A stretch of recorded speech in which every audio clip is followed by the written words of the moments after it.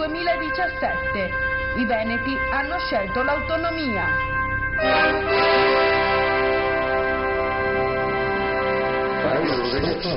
E allora eccoci qua, la questione banche ha continuato a tenere banco, scusate il gioco di parole anche durante la pubblicità, ma è venuto il momento di parlare anche del referendum per l'autonomia. Insomma, i risultati ormai li conosciamo, un 57% di affluenza alle urne in Veneto.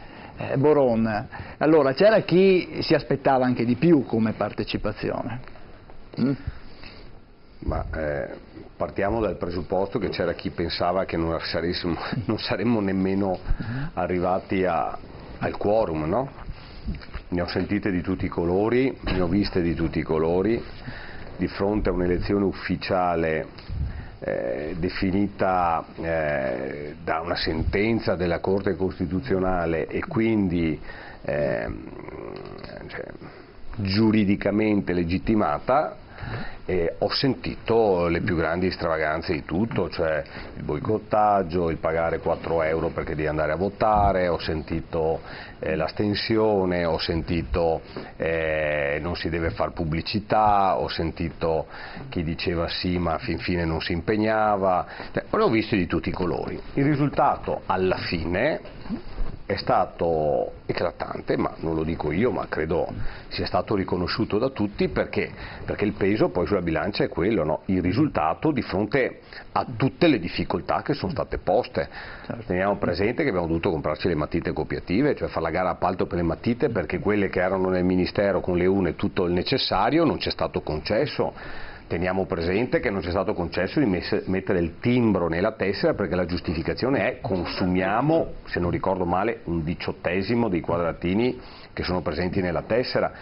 C'è tutta una serie di vicissitudini che penso si sia palesato, no? Che c'era una contrarietà e c'era un tentativo di ostacolare.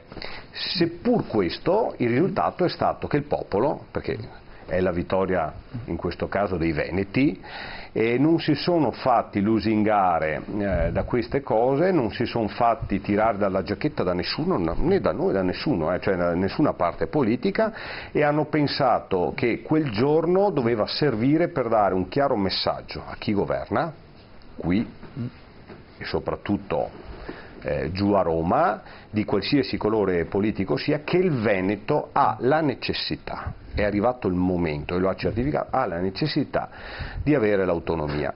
Ha necessità di avere l'autonomia perché è l'unica speranza che ovviamente ritiene possibile per poter continuare ad essere ovviamente una regione anche trainante di questo paese. Teniamo presente che in questo paese sul plus fiscale, di entrata fiscale dello Stato, lo fanno 4 regioni. Certo. E che se queste 4 regioni vanno in crisi, non hanno la possibilità di creare questa capacità produttiva e reddituale, ne va in crisi tutto il sistema nazionale. Certo. Non è che ci vuole tanto a far conti. E il Veneto, che fino ad oggi ha pagato un prezzo enorme, l'abbiamo detto adesso con le banche, ma ha pagato un prezzo enorme. La crisi che noi abbiamo vissuta negli ultimi anni, io guardi velocemente, su un mese di ovviamente interventi sul territorio a spiegare l'autonomia, certo. La mia prima ovviamente dimostrazione di cosa è autonomia era far vedere cos'è il Veneto e cos'è Bolzano. Quali sono le capacità ovviamente economiche e di deleghe, quindi anche legiferanti, di Bolzano e quelle del Veneto, e cosa queste hanno influito dal 2008 al 2016 nel periodo più buio della crisi economica in ambito economico. Ovvero, mentre in Veneto la disoccupazione saliva al 6,8 e il reddito scendeva a 31.000 euro pro capite e perdevamo il 4,6% della ricchezza, del prodotto interno lordo, Bolzano cresceva dell'8,6% di PIL, portava il reddito a 41.000 euro e la disoccupazione al 3,8%. Perché aveva le deleghe, perché aveva le risorse economiche per investire nelle ricerche e nello sviluppo, quindi nella riconversione industriale. Sì, ma quando parla di Bolzano parliamo di una autonomia. Hanno le deleghe di autonomia. Quando il Presidente ha detto... È anche uno statuto speciale, certo, però.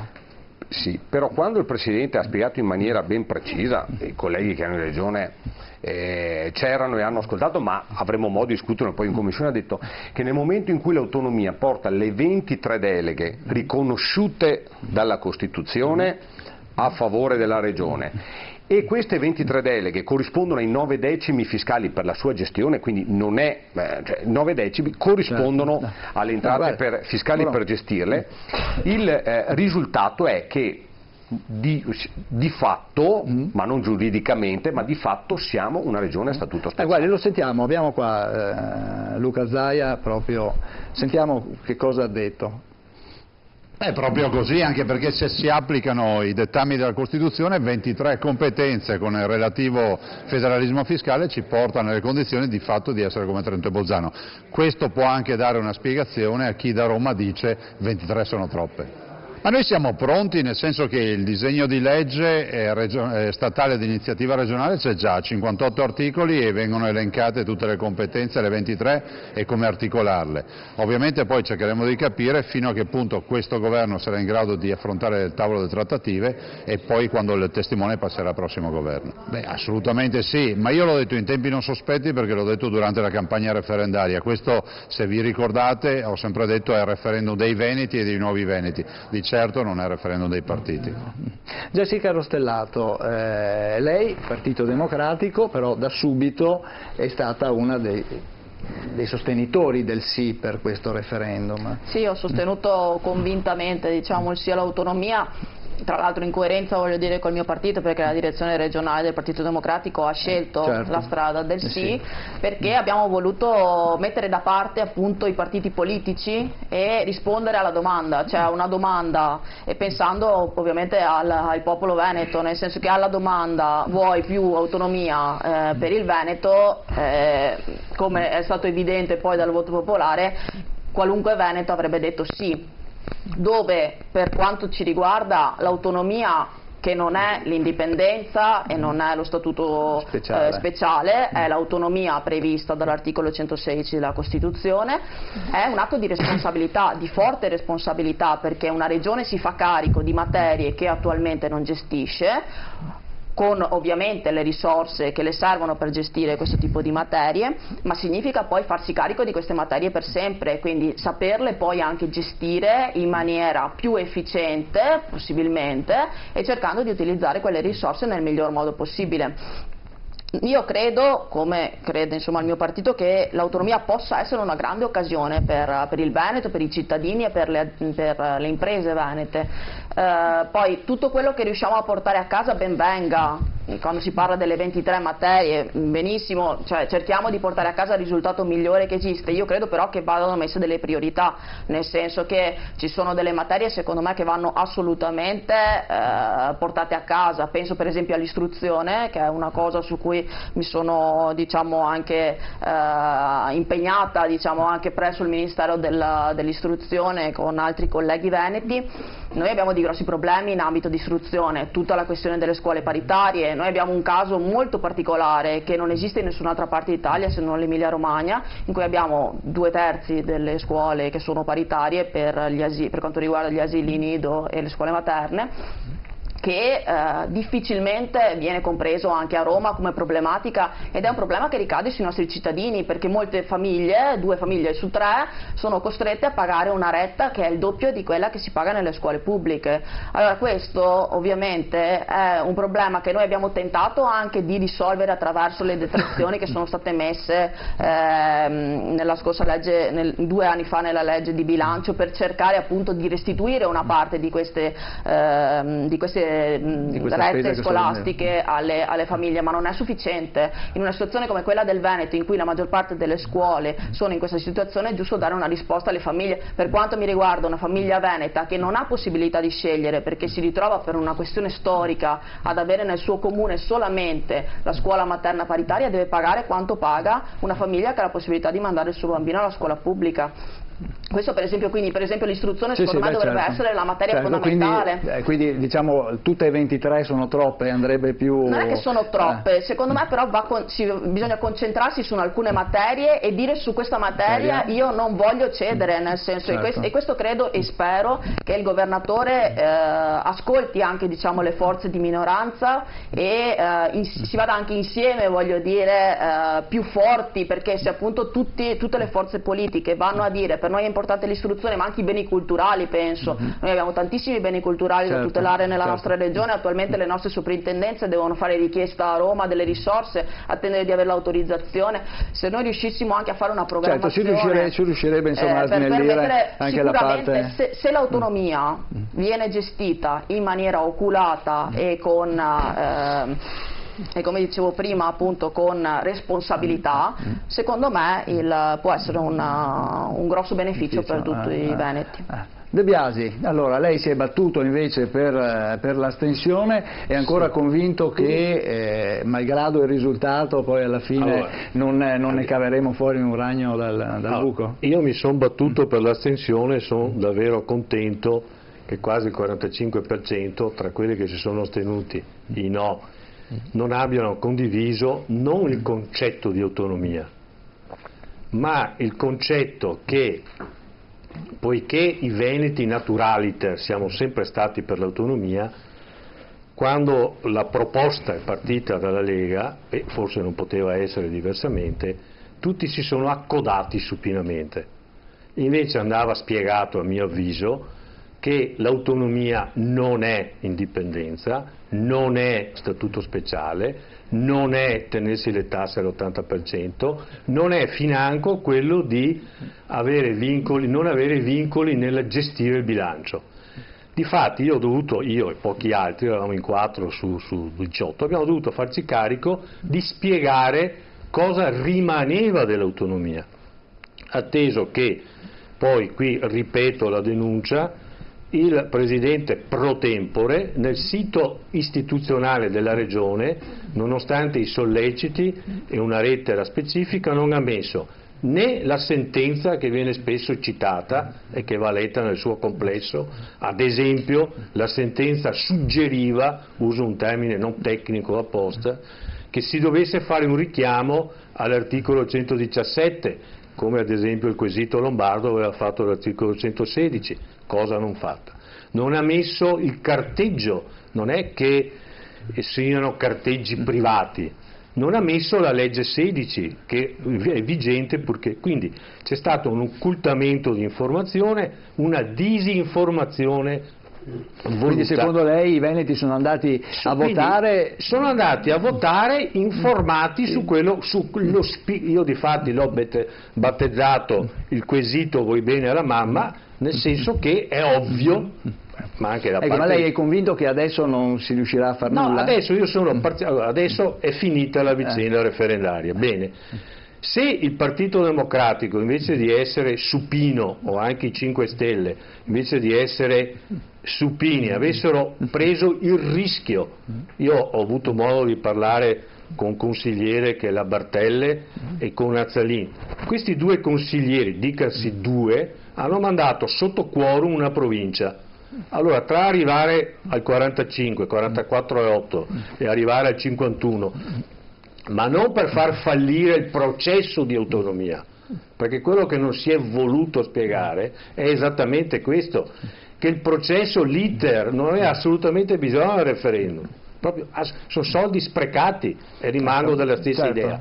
Oggi invece bisogna, io prendo atto con soddisfazione che il Presidente, aperta parentesi, avrebbe dovuto dirlo in campagna referendaria che non si va verso l'indipendenza. Mi aspetto di vedere che in Consiglio regionale Ciambetti, Finozzi e Guadagnini ritirino il progetto di legge sull'indipendenza. Secondo, non è statuto speciale, lo ha detto anche il Presidente, bene. Non è una cosa che è stata chiarita, no? È stata, sì, però doveva chiarirlo anche prima per correttezza, lui non è solo capo diciamo ma anche qui nei nostri studi è stato spiegato ampiamente questo, De Biasi. Poi c'è, mi lasci concludere, c'è un aspetto che io questo entra anche nella mia pregressa esperienza, visto come è andato nel 72 e nel 77, quando ci sono state le trasferimento delle competenze, qui non è federalismo, questo è decentramento di competenze. Poi i giornalisti nel linguaggio comune si dice federalismo, ma non è affatto del federalismo. Allora, i tempi sono veramente lunghi, quindi partire con 20... Ecco, se poi mi dà così io le spiego due concetti. Certo, no, mica si esaurisce qua, ma volevo far intervenire anche Erika Bollettina, no? Allora, primo, il programma regionale del Movimento 5 Stelle prevedeva tra i vari punti anche quello del referendum sull'autonomia del Veneto. Secondo, i colleghi del Movimento 5 Stelle lombardi lo hanno proposto per primi in Lombardia e il quesito referendario deriva proprio da una proposta del Movimento 5 Stelle, insieme ad altre proposte che sono poi state approvate dalla giunta di Maroni.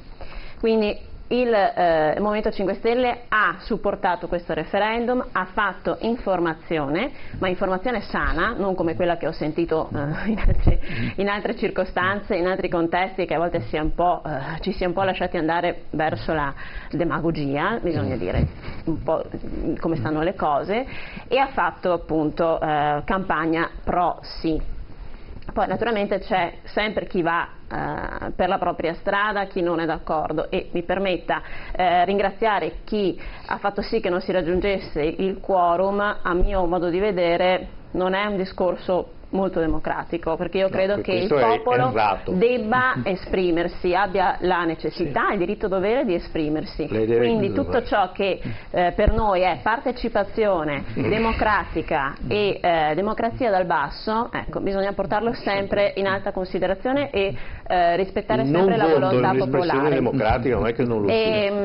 Poi per quanto riguarda appunto nel merito dell'autonomia, anche noi siamo a favore naturalmente di portare a casa, non succederà mai, maggior numero di competenze sulle 23 possibile. Competenze, però naturalmente bisogna partire da dei punti fermi, non si può andare subito a contrattare 23 competenze perché rischiamo di non portare a casa nulla, ma avere ben in testa dei punti precisi che sono l'istruzione, la tutela dell'ambiente, le infrastrutture, la banda larga, la ricerca, l'innovazione, quindi settori strategici a nostro modo di vedere per il futuro del Veneto e dei nostri giovani. Ecco, su questo io focalizzerei l'attenzione. In più spero anche che il Presidente Zaia non ci chiuda la porta in faccia, lo ha dichiarato a parole, poi lo vedremo tra qualche mese, anche se sappiamo già che sarà un percorso lungo, che prima del nuovo appuntamento per le politiche non succederà granché. Però insomma questo intanto credo sia il primo passo, un inizio esattamente, certo, si può iniziare da fare a lavorare assieme a tutti senza escludere nessuno. Azzalini, allora lei consigliere regionale del Partito Democratico è stato l'unico, mi pare, no? del suo gruppo a schierarsi per l'astensione o per l'astensione. Oggi alla luce del risultato cosa dice? Non voglio approfittare di questa opportunità, diciamo, che ci è dato da questo confronto per un allungamento della campagna elettorale, perché se oggi c'è una cosa positiva è che la campagna elettorale è finita. Quindi, non è che sia cominciata, non è invece che si sia aperta quella relativa al referendum, quella relativa al referendum, no? Quindi adesso entriamo nel merito delle questioni.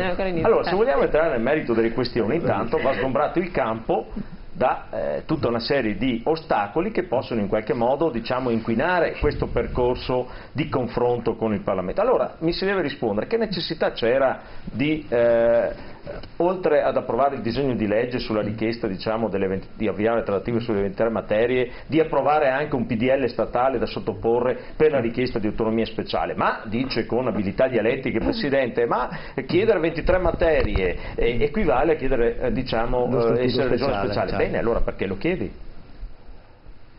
Perché sono due processi diversi. Il punto non è questo. Allora, se c'è un mandato preciso è quello: vuoi tu più livelli di autonomia? Benissimo, allora si è deciso con una delega in bianco, perché di fatto i cittadini che hanno votato non hanno detto 23 materie, perché c'è chi ritiene sia giusto chiedere 23 e chi per esempio ritiene che sia giusto chiederne di meno, non è vero? Però hanno deciso 23, ma non hanno deciso il discorso dello statuto speciale, come per esempio sarebbe opportuno chiarire, e su questo fatevene una ragione, ma questo diventa un elemento a mio avviso pregiudiziale. È la precondizione perché si possa collaborare in buona fede rispetto a questa vicenda, è il ragionamento di tirare via i PDL che chiedono un referendum sull'indipendenza.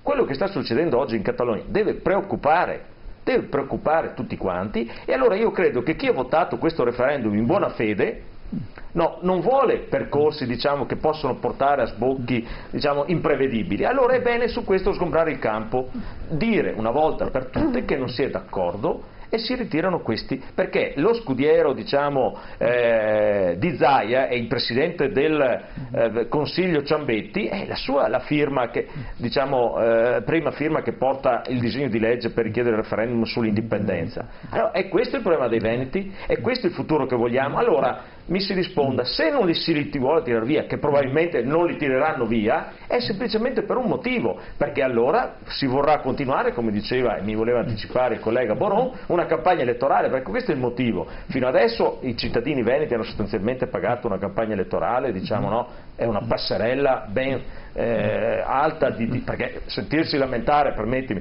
Boron che si lamenta sull'appalto delle matite cooperative, vorrei ricordare che l'Agcom ha penalizzato quelle ULSS che hanno pubblicizzato il sito sulla propaganda del referendum. C'è stata una propaganda a senso unico di questa consultazione. E siccome c'era il quorum era legittimo anche non votare, per cui allora sgombriamo il campo, collaboriamo nel merito, vediamo se è giusto chiedere anche l'autonomia sulle banche e su altro. Certo, professor Casen. Professor Casen, cosa dice? Dobbiamo andare avanti, allora ci sono queste, c'è la richiesta. Io non sono un politico, quindi non conosco le tecniche della politica, ma di fronte a un referendum di questo genere mi sarei ficcato dentro di corsa, perché c'era solo da guadagnarci e prendersi i meriti di questo referendum, perché alla fine questa sarebbe andata comunque così, anche se avesse avuto il 49% di voti o il 38%. Il senso è questo, cioè un referendum che non ha nessun potere, che non dà nessun peso, che non ha nessun significato, come è stato detto da molti, ce l'aveva ed era grande. Ed era quello che i cittadini volevano esprimere qualche cosa. E quando i cittadini vengono chiamati a esporre, a decidere in maniera sensata, non come poi parleremo anche della legge elettorale, cioè sono liberi di poter dire sì o no, questo o quello, e nessuno li vincola. Abbiamo visto anche nel precedente referendum il risultato è stato eclatante. La gente ha buon senso. È vero che non se ne fa niente perché non c'è un potere dietro, un legislativo che possa supportare questo referendum, però attenzione, anche le campane non servono a niente. Anche l'inno di Mameli non serve a niente. Cantate i Mameli, diventate ricchi, poveri, aprite le porte, andate al cinema senza pagare, no. Bandiera italiana non serve, no. Ci sono dei significati che sono profondi e soprattutto la risposta che è stata data. Poi su questa risposta possiamo raccontarcene tutto quello che vogliamo, ma io direi che la prima cosa che vi ha preso in considerazione è la risposta dei cittadini, e questo è l'inizio, attenzione, della prossima campagna elettorale.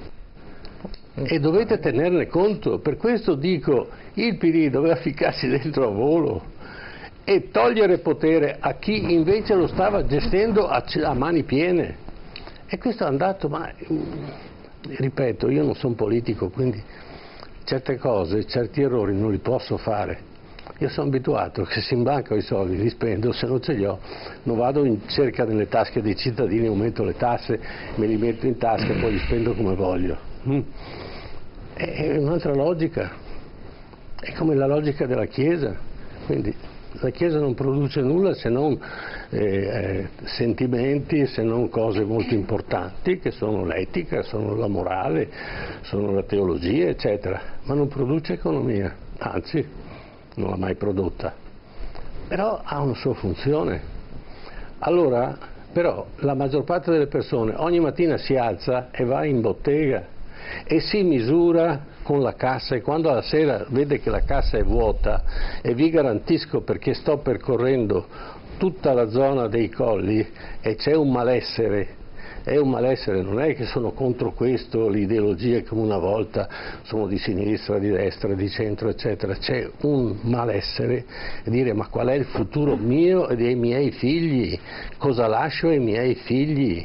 Questo è il referendum, ha anche questo grande significato, per cui parlarci sopra a uffa non porta a niente, e affrontiamo i problemi come sono, quelli che sono, da imprenditore, non dall'imprenditore diciamo famelico, che ne abbiamo avuto uno di fantastico e ancora ci prova, da imprenditore che dice se investo bene porto a casa qualcosa, spero di fare meno errori di cose giuste, perché se faccio meno errori forse guadagno qualcosa di più. Tutti gli imprenditori sbagliano, tutte le persone sbagliano, però in buona fede.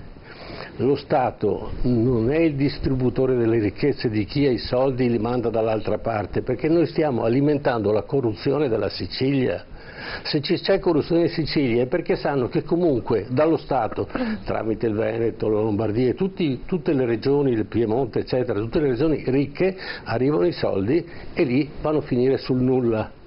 Questo va arginato, ma ripeto, lo deve arginare un governo, chiunque esso sia, di destra, di sinistra, di centro, di sopra, che viene da Marte, non me ne frega niente. Deve essere bloccata questa situazione di buttare i soldi che vengono guadagnati in una regione in un'altra regione, dove crea soltanto corruzione. Armando, cosa dice di quello che ha detto Consul Casa? Che condivido tutto. Io sono contento del voto. Il dato è superiore al 57 perché ci sono anche i cittadini veneti all'estero che non hanno potuto superare, potuto votare, per cui supera il 57 e va oltre il 60% come dato netto in relazione all'affluenza. Non è vero neanche questo. Beh, provo a fare i conti. Ho fatto i conti, ho visto le tabelle e il ragionamento fatto è un ragionamento che non sta in piedi. Ah vabbè, dopo questo dal punto di vista, ma se fai il corpo elettorale, togli i 300.000 che sono all'estero, fai la media, va oltre il 60. Allora, ma non si può fare i conti su un evento non fatto. Ma dai, ma allora ascolta, allora, si parte dagli accadimenti o non si parte dagli accadimenti? Allora fermiamoci al 57%, è più che sufficiente. È più che sufficiente. È più che sufficiente. Le elezioni regionali non è un plebiscito. Sì, non è il plebiscito non è un plebiscito, ma io quello che non riesco a comprendere tanto per capirci, nel ragionamento è che queste distinzioni di fine diritto e di metodo che avrebbero giustificato il rigetto della proposta referendaria per mettere in moto un processo di acquisizione dei diritti possibili attraverso il corretto utilizzo della Costituzione mediante una trattativa con lo Stato, trattativa che lo Stato non ha mai voluto fare. Ma non è vero neanche questo. Vabbè, ma lasciami un attimo ecco, se mi lasci finire ti dico, posso anche comprenderlo, perché uno dice risparmiamo il miliardo e rotti, senza tener conto che magari queste consultazioni potevano essere fatte con le politiche fra 15 giorni, un mese, e magari sarebbe stato anche interessante farlo in quell'occasione, e mi pare che il governo romano non abbia voluto. Ma quello che non riesco a comprendere è perché delle persone che sono nella nostra condizione, perché siamo tutti veneti e abbiamo tutti lo stesso portato storico, abbiamo tutti le stesse difficoltà, abbiamo tutte le stesse aspettative, di fronte ad un risultato che per la prima volta certifica che siamo un popolo, ci dà una dignità, ci dà un senso d'appartenenza. Siamo gli unici in Italia che hanno avuto una manifestazione di questo tipo. Io l'ho definita Pax Veneta ed ho visto che è stata ripresa, cioè si è coagulato attorno all'identità veneta la veneticità attraverso una Pax che ha interrotto le frizioni di partito, e ancora andiamo a criticare. Ma lei è d'accordo sulla proposta che ho fatto, avvocato? No? Perché per volere la Pax e voler essere un popolo bisogna anche condividere percorsi comuni. Ma dobbiamo condividere tutto. Lei non si può ricordare solo quello che vuole lei. Dobbiamo condividere tutto, ma io vorrei fare una domanda di questo tipo. Perché c'è questa avversione nei confronti della richiesta di statuto speciale? Che cosa fa di male lo statuto speciale? Non è possibile, non era nel mandato referendario. Ma va bene, ma al di là del mandato referendario, perché il mandato referendario può dire tutto. Allora, io sono un giurista, non lo dico pubblicamente perché non sta bene nella formula in cui ci veniva insegnato quando eravamo nelle aule, ma in buona sostanza sappiamo, ce lo dice Carl Smith, ecco, tanto per citare un nome che non è nessuno, che il diritto ha la caratteristica che in funzione delle condizioni sociali e politiche si può tirare da qualsiasi parte. A noi veniva detto con delle modalità un po' più rudi e più, diciamo, goliardiche, però questo è il concetto. Non era scritto. Perché non era scritto? Ma lei sa meglio di me, visto che è un giurista, che quello lì era un quesito obliquo e furbetto, ognuno intendeva l'autonomia che voleva, e quindi voglio dire, quale mandato e quale partecipazione popolare c'è in questo percorso? Ma mi dica perché da Veneto, che vuole l'autonomia, non vuole lo statuto speciale. Lei riconosce l'autorità della Corte Costituzionale, visto che è avvocato? Dica sì o no? Io riconosco l'autorità di tutti gli organi dello Stato. No, ma la Corte Costituzionale riconosco l'autorità della Corte Costituzionale che ha bocciato 5 quesiti fatti dal Veneto. Non ha vietato la possibilità di chiedere lo statuto speciale, ma anche l'avesse vietato, le faccio a memoria che per esempio alcuni anni or sono era vietato esporsi in spiaggia in toplex, cosa che oggi è diventata totalmente normale. Quindi questa è la dimostrazione dell'elasticità del diritto. Buon costume, no, è una questione di elasticità del diritto secondo il sentire della società, secondo il sentire dell'economia, secondo la maturità del momento. La Corte Costituzionale ci ha illuminato su tantissime questioni in un senso e poi nell'altro. La Cassazione è emblematica da questo punto di vista. Io vorrei capire perché non si vuole lo statuto speciale, perché c'è questa preclusione, ci fa del male, perché ci toglie il Veneto e non le altre regioni, per esempio? Perché va rifatto il patto fondativo, avvocato. Ma perché ci dobbiamo fare del male noi se le altre regioni non se lo vogliono fare? O rispettiamo il mandato referendario, oppure ma spiegateci perché non ci può essere, perché non possiamo essere tutti, perché non possiamo essere tutte le regioni a statuto speciale? Va rifatto il patto fondativo. Una alla volta a casa non capiscono niente a casa, non capiscono niente, parlate una alla volta. Il patto fondativo. Ma quale patto fondativo? Allora, storicamente le 5 regioni a statuto speciale hanno una loro origine. Sì, quale? Bene, dovrebbe saperlo come avvocato. No, ma me lo dica lei perché ci confrontiamo sul punto. Guarda, dai, cerchiamo facciamo parlare velocemente, che così parlano tutti. Il patto fondativo, ad esempio, la Meloni durante questa campagna referendaria ha lanciato un messaggio positivo rivolto proprio anche a quelli del Veneto. Non si vada oltre quello che è previsto come regionalismo differenziato, ci saranno tempi e modi per ridisegnare complessivamente. Quello che io voglio capire è perché ci dobbiamo ingabbiare all'interno di limiti che ci poniamo da soli. Ma non sono posti da soli, sono già stati posti ma da chi? Boron cosa ci dice? Volevo sentire anche ma dove? Fabrizio Borone. Qual è la sentenza che lo vieta? Al numero 118 ma non lo vieta, non lo vieta. Facciamo parlare anche gli altri. Borone, allora, statuto speciale è lecito come dire, mirare più in alto ancora? Sì. Oppure no, quello è un altro discorso. Se è lecito presentare un progetto di legge statale, di iniziativa regionale per chiedere lo statuto speciale, è lecito. Adesso dopo il referendum. Dopo il referendum. Ma che male ci fa? Rispondimi, che male ci fa? Al di là del ragionamento. Tu puoi discutere se lo ritieni diciamo coerente o non coerente Altra cosa è se si può fare. Si può fare, perché la richiesta, un progetto di legge statale, di iniziativa regionale per chiedere che il Veneto sia regione, quindi che vada a modificare la Costituzione, si può fare. Che dopo tu mi dica, io lo ritengo sbagliato, non lo ritengo in questo momento, quello è un altro discorso, però la legge te lo consente. Facciamo parlare il progetto di legge. Infatti sono state delle proposte fatte durante la riforma costituzionale, quella di cambiare, diciamo, di aumentare un attimo, un minuto per la legge, un minuto dopo no. Allora, il progetto di legge di iniziativa di legge statale di iniziativa regionale te lo consente. È nelle procedure che la Regione possa chiedere la modifica della Costituzione, è nelle procedure. Altra cosa è un progetto di legge regionale, non statale, di iniziativa regionale, che la Regione può fare, può votarsi e che dopo può essere impugnato e può essere ritenuto non coerente con i principi della Costituzione. No? Sei consigliere regionale, sai qual è il percorso legislativo. Bene. Detto questo, stiamo parlando di un'altra cosa. Stiamo parlando, penso, giusto del giorno dopo la campagna del referendum. Glissate sempre, vedi?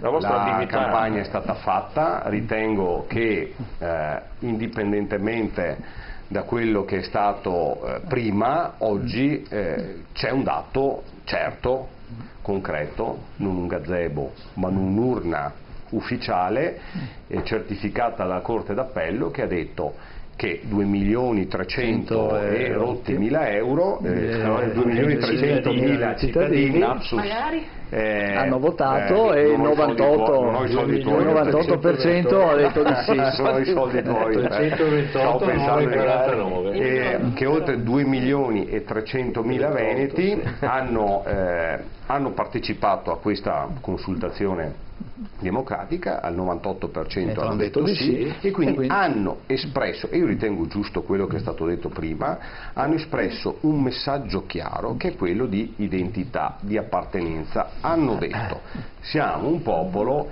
e su questo vogliamo misurarci. Il fatto delle 23 deleghe, ma io accolgo quanto ovviamente che era l'invito di il fatto delle 23 deleghe, scusate, se c'è una Costituzione, se c'è un titolo quinto che lo consente, oltretutto fatto al centro-sinistra, perché non si possono chiedere? Beh, comunque, ascoltiamo anche cosa ha detto, se ascoltiamo cosa ha detto Gentiloni non mica ha detto, ha detto una cosa chiara, ascoltiamo quello che ha detto Gentiloni, è venuto qua in Veneto qualche giorno fa. Se la regia manda in onda io guardo davvero con interesse, con rispetto, con disponibilità a questa discussione che si è aperta in seguito anche ai referendum sul tema dell'autonomia, della possibilità su alcune materie di fare dei passi in avanti sul terreno delle autonomie, su alcune funzioni da parte delle regioni. Il governo è pronto a un confronto di merito su queste questioni. Alcune funzioni possono essere rese più efficienti da un maggior ruolo autonomo delle regioni? È possibile, anzi è probabile, e discuterne è utile per il Paese. Vedremo quali funzioni, vedremo a quali condizioni. Chiunque conosca l'amministrazione pubblica sa che sarà una discussione complessa, non una cosa che si fa in 5 minuti con 2 battute, ma siamo pronti a fare questa discussione, ovviamente nei limiti fissati dalle nostre leggi e dalla nostra Costituzione. Deve essere molto chiaro che quello di cui si discute è l'efficienza del nostro sistema, si discute di come far funzionare meglio l'Italia, non si discute dell'Italia, tantomeno della sua Costituzione, almeno in questo confronto. Ma il confronto è utile e il Governo avrà da questo punto di vista la massima apertura. Ecco qua. Allora, insomma, Gentiloni alla fine dice che è disponibile, no? Il governo è disponibile, ci sediamo al tavolo. È obbligato ad aprire il tavolo entro 60 giorni dalla richiesta, perché abbiamo approvato una norma nel 2014 che lo prevede, quindi la legge regionale che hanno approvato i nostri consiglieri prevede che il governatore del Veneto debba chiedere il tavolo in caso di raggiungimento del quorum e ovviamente di esito favorevole. Al contempo, entro 60 giorni il governo deve aprire il tavolo per una norma che abbiamo votato noi in questa legislatura e che io ritengo molto importante, perché fino a prima una regione poteva anche chiedere, volendo, cioè di aprire un tavolo sull'autonomia, ma il governo poteva anche far finta di nulla. Quindi comunque abbiamo uno strumento in più che ci sarà utile in questo. È un peccato che purtroppo siamo arrivati alla fine della legislatura in qualche modo, quindi i tempi sono molto ristretti. Quindi non vale la pena perdere tempo. Non è che non vale la pena. Il 17 febbraio il governo aveva già detto. Non è che non vale la pena. Potevamo fare prima, sicuramente, certo, se avessimo cominciato qualche mese fa sicuramente avremmo potuto iniziare. Erika Bollettini, Baldini, chiedo scusa. Perché se hanno vinto il referendum è perché c'era 5 Stelle e il PD, perché mio malgrado, perché c'era una parte del PD, uno alla volta che non si capisce niente a casa, avete tutti i microfoni aperti, quindi vi parlate sopra e non si capisce. E secondo me è stato un bene che invece tutte le forze politiche o quasi si siano unite in questa cosa qua, perché era giusto dare un messaggio al governo finalmente di dire è ora di cominciare a mettere in pratica una norma del 2001 che non ha mai avuto una vita. Il governo non era disponibile. Guardate che il tavolo le carte del governo. Allora, quando è venuto il ministro a Padova ha detto guardate che non è solo una questione di politica, ci sono anche i funzionari dietro a questi procedimenti che poi ci sono, e non è che tutti i funzionari sono così aperti a lasciare più risorse e più funzioni alle regioni, quindi mandare un messaggio comunque del popolo che è vero, è un referendum consultivo, quindi non vincola, però è un messaggio politico che viene inviato anche a quei funzionari là, e gli si dice attenzione perché noi abbiamo un popolo dietro di vari colori politici che vuole che si intraprenda questo percorso. Poi sarà un percorso lungo, ci vorrà tempo e non c'è dubbio. Adesso poi arriviamo anche alle tempistiche. È importante iniziare. Erika Baldini. Chiaramente è un'occasione questa che capita una volta sola e dopo tanti anni finalmente è arrivata. Il risultato è stato eccezionale, straordinario, e quindi cerchiamo ora di non annacquarlo con altre questioni. Sappiamo benissimo che la questione dello statuto speciale era già stata proposta varie volte e non è questa, e questa non sarà l'ultima. Purtroppo, proprio per una questione di numeri di procedimento proprio previsto dalla Costituzione, arrivare allo statuto speciale per noi sarà impossibile, perché i 2/3 del Parlamento dovrebbero votare per lo statuto speciale al Veneto. Come numeri noi veneti a Roma contiamo pochissimo, quindi è più facile probabilmente arrivare alla soppressione dello statuto speciale in Costituzione per quelle 5 regioni piuttosto che ottenerlo per tutte, ottenerlo per il Veneto e per chi volesse farne parte di questo status. Naturalmente, a mio modo di vedere, è più facile proseguire, battere il ferro su ciò che è ottenibile da subito, sulla maggiore autonomia, quindi sulle maggiori competenze da ottenere come regione in base a un articolo della Costituzione 116, comma 3 e nelle materie del 117. Questo si può fare già da ora, senza andare a pensare all'indipendenza, allo statuto speciale, che sono cose talmente di là da venire e che non trovano fondamento proprio per una questione pratica, concreta, che è assolutamente tempo perso. Quindi cerchiamo di concentrarci tutti assieme, al di là del colore politico, quindi togliamoci tutti la maglietta del nostro partito o movimento che sia e giochiamo come una nazionale veneta, come abbiamo già detto, e portiamo a casa risultati certi, cominciando da quelle che possono essere per noi delle priorità.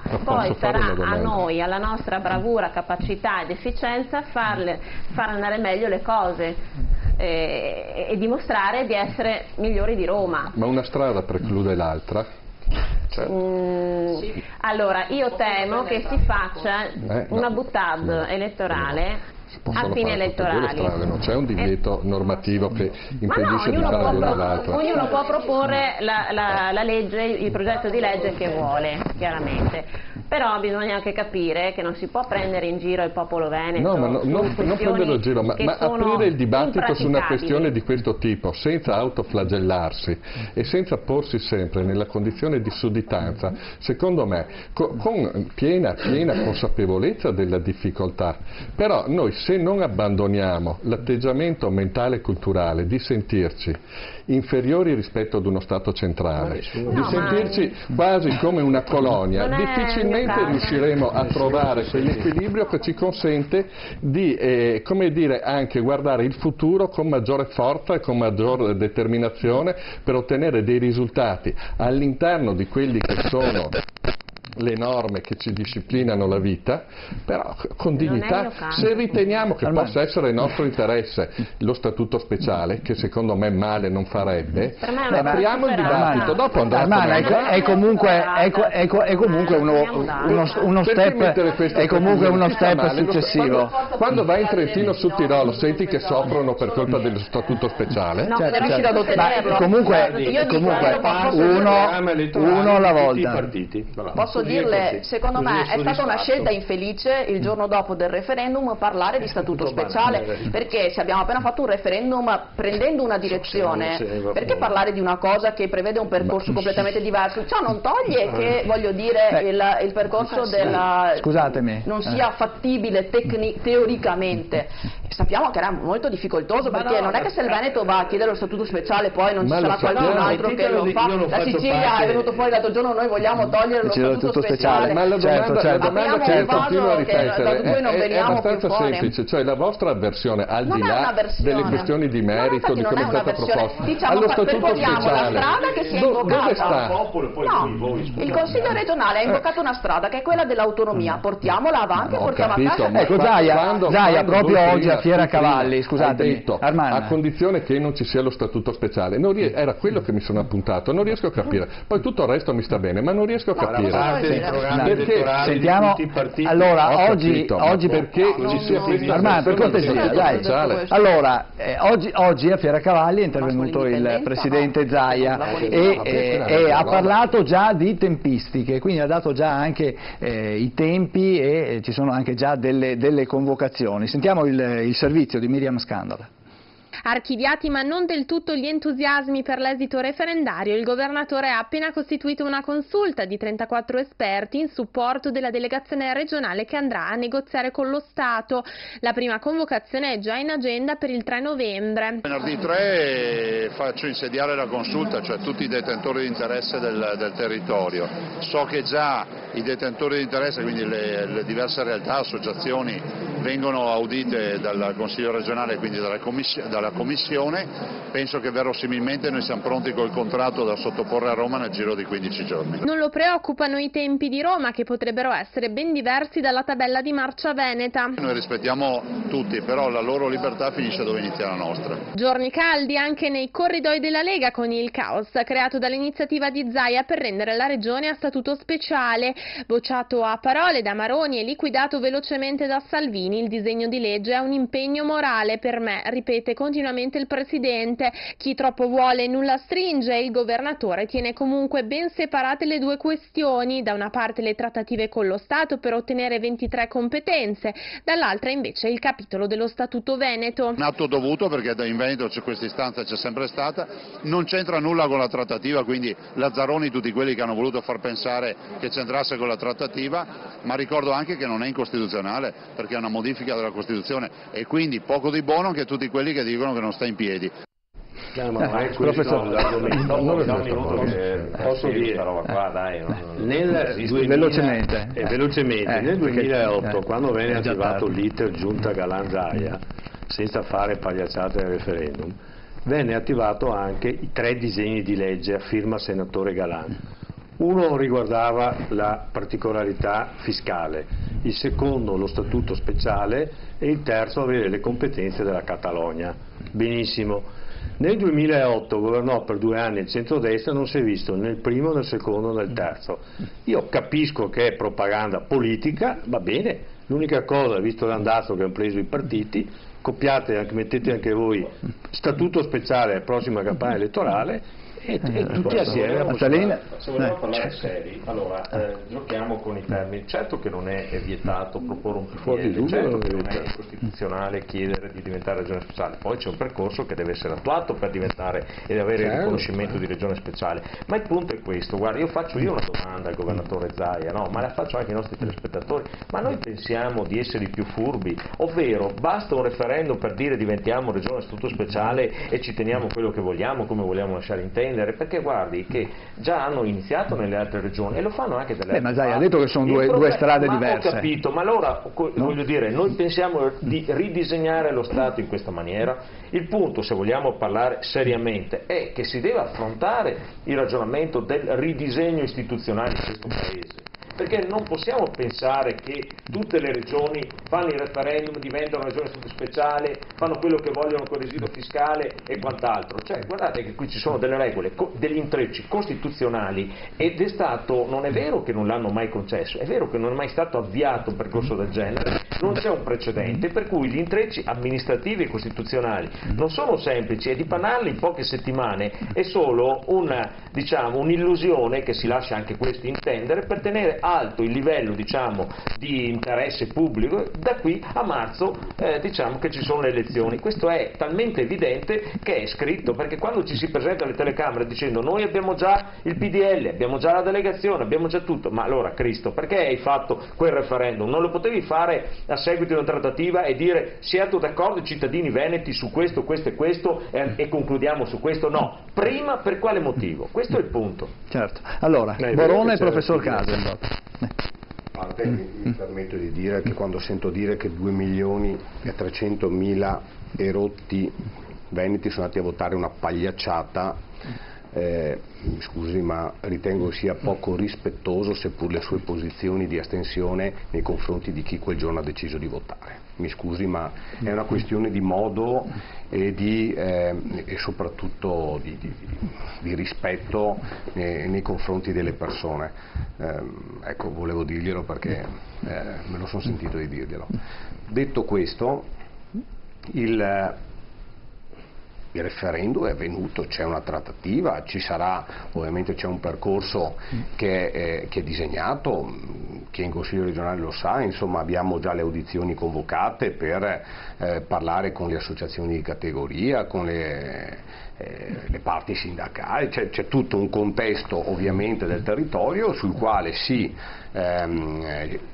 audirà, si ascolterà al fine di portare, abbiamo sentito l'intervista del Presidente, questo contratto, no? Ovvero questa proposta di deleghe, quindi di autonomia che dovrà essere ben dettagliata su cosa, come e ovviamente le risorse per poterlo attuare.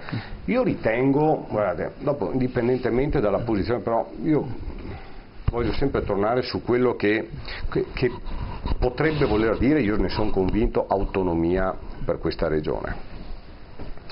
Perché io non sono un politico di professione, no?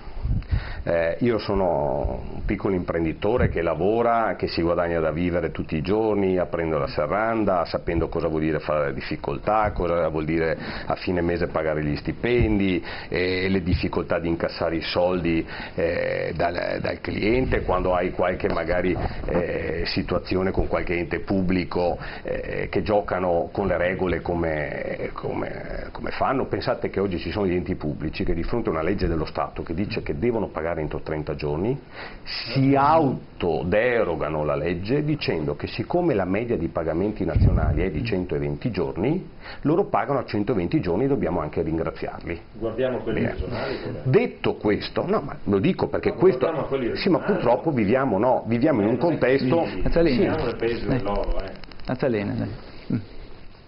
Graziano, vivi in Veneto, dopo se chiedi l'annessione all'Emilia Romagna lo sai che scherzosamente abbiamo detto che la concediamo, però cioè quello che dico è no, quello no, bisogna anche sorridere, no, ogni tanto. Però quello che io volevo dire è che le difficoltà che tutti i giorni si vivono in questa regione, si sono vissute in questi anni, se uno ha viaggiato il territorio, ascolta il territorio, le sa. e non può tapparsi le orecchie e chiudersi gli occhi. E le risposte che noi da ovviamente amministratori pubblici, da partecipanti della cosa pubblica, siamo obbligati a dare, poi se c'è una soluzione migliore, noi siamo disponibili ad ascoltare, ma noi ci sentiamo di dare, è il fatto che la Regione, che è la prima istanza assieme ai comuni, perché poi è ovviamente il territorio, la prima istanza dell'ascolto al territorio, l'ascolto alle persone, alle aziende, alle famiglie, e dare risposte quando c'è la necessità, è un dovere. Non è una possibilità, un ragionamento, è un dovere, perché lo Stato, e possiamo dirlo senza cadere nella retorica, lo Stato, non dico il governo, dico lo Stato, è sempre stato sordo quando si sono presentate le necessità di cambiamento, le possibilità di modificare se stesso, le possibilità di dare spontaneamente quello che è riconosciuto dalla legge. E io sposo, guarda, la risposta più vera è quella che ha detto, ovviamente non ricordo, scusi il nome, Rostellato. Rostellato, la collega Rostellato, quando ha detto che di fronte al referendum era necessario il referendum, perché di fronte al referendum, qualora fu passato il quorum, è obbligato il governo a aprire il tavolo della trattativa. Credo che non serva altro per dire questo, quale motivazione necessaria a fare il referendum. C'è la medaglia opposta, qual è? Che se non c'è il referendum chiedi il tavolo, ma non c'è un obbligo. Okay, che è quello che è avvenuto, e lo sa benissimo chi è in questa stanza, che è avvenuto negli ultimi 20 anni e soprattutto negli ultimi 10, con molte volte dove si è richiesto l'apertura di tavoli di trattativa, e non è mai stato concesso. Comunque, diciamo nemmeno che il giorno in cui incontrarsi. L'esito delle urne, le dichiarazioni dei governanti e di quant'altro, insomma, la trattativa c'è e si potrà portare avanti. Professor Casen. Intanto ringrazio tutti quelli che sono andati a votare e anche quelli che non sono andati a votare. Ognuno ha espresso la sua opinione, la sua decisione, e va bene così, perché i referendum sono fatti per questo. Se nessuno fosse andato a votare sarebbe stato comunque un esito positivo, qualcuno avrebbe imparato. Evidentemente la risposta è stata diversa, è stata quella della massima densità, visto il numero delle persone che sono andate a votare. Però c'è un grosso peso adesso, cioè Zaia ce l'ha sulla schiena sta cosa, se l'è voluta la deve portare, no? È come Atlante, no? Si teneva sulla schiena l'universo, e adesso deve dare il massimo delle sue capacità per portare a casa non quello che l'Emilia Romagna ottiene comunque, perché non ha fatto referendum allora glielo danno e dicono vedi che in Emilia le abbiamo dato lo stesso e voi facevate la stessa cosa senza referendum, l'avreste avuta, eccetera. Invece bisognerà giustamente con questo imprimatur puntare a dei numeri un po' più alti, dividere le problematiche a breve termine per ottenerle subito da problematiche a lungo termine che ci vuole un po' di tempo per ottenerle, ma non mollare il tiro. Quello che giustamente, come diceva la rappresentante di 5 Stelle, uniti si vince, comunque al di fuori di quelle che sono le ideologie e i rimorsi o piuttosto che l'enfasi che vengono fuori da queste situazioni. Ecco, quindi tutti assieme, le manovre perché il Veneto non è fatto di partiti, il Veneto è fatto di veneti che hanno bisogno in questa crisi di vedere gratificata la quantità di denaro che riesce a creare e anche a mandare a Roma. Allora diciamo che vogliamo una migliore ridistribuzione delle ricchezze. Allora, siccome il Veneto diciamo che è la classe operaia che lavora e produce ricchezza, non vorremmo che qualcuno questa ricchezza se la prendesse e non facesse niente, come era all'epoca di Lenin, no? E invece questa ricchezza deve tornare ai legittimi proprietari. Poi c'è un'altra cosa che la politica si deve mettere in testa, che le regioni che sono più disagiate vanno aiutate, ma con un termine preciso come fanno in America. Ti do questa cifra, mi spieghi dove la spendi, no? Che che la siringa costa 10 volte di quella che si compra in Veneto, 10 volte costa in Sicilia o in Calabria o in qualsiasi altra parte d'Italia, perché a questo punto te la tolgo. Allora è lo stesso discorso che facevamo prima con le banche. Se c'è una giustizia immediata e che affronta e fa giustizia in tempo reale, allora la gente si mette dritta, se no tira a campà, e diciamo che ormai ci siamo. Bene, adesso andiamo in pubblicità, abbiamo ancora una ventina di minuti di trasmissione e cercheremo di parlare un attimo di questo Rosatellum che è arrivato all'approvazione dopo, mi pare che siano 8 voti di fiducia, tra poco, dopo la pubblicità.